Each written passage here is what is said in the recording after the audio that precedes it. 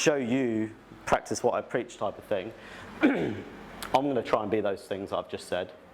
So I didn't realise, but I've been building my stories since school when I was writing raps in my school diary. But they were more like poetry when I look back on it, to be fair. And then that was the start of my kind of writing love. And that led into what I did with Hollyoaks and EastEnders. But I had Caelan when I was 21, straight after I graduated uni. So that kind of like changed the course of my journey. But in many ways started the journey on a different kind of way. So I started Unique Productions 9 years ago, 10 years ago this year.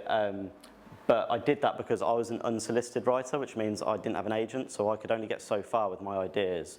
And then they'd say, have you got an agent? No, you can't take it any further. So I thought I need to create my own platform so I can tell the stories that I want to tell, hence Unique Productions. And then as a nice full circle to that story, I went full-time last April.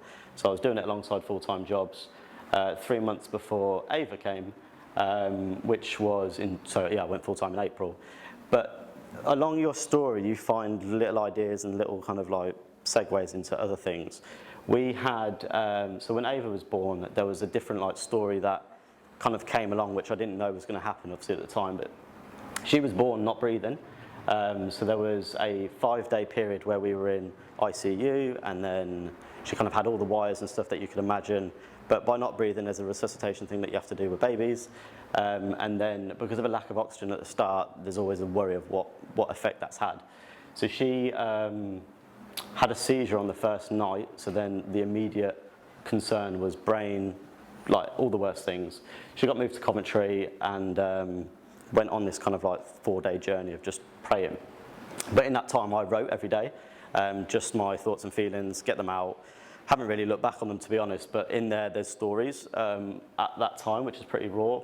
But while I was sat there waiting in waiting rooms, a nurse came around and said that there's a speaking availability at a chapel downstairs where dads can go and speak about what they're feeling and stuff like that, which I thought was really good, but I didn't do it because we'd left by the time that it came back round. But people at home came round to the house, wanted to find out kind of how we were and how Ava was, and we shared our feelings. We're quite good at that, and people shared their feelings back. So I was being vulnerable and I was getting their vulnerability back, and I found out things about my best friends that I didn't know, which was really powerful.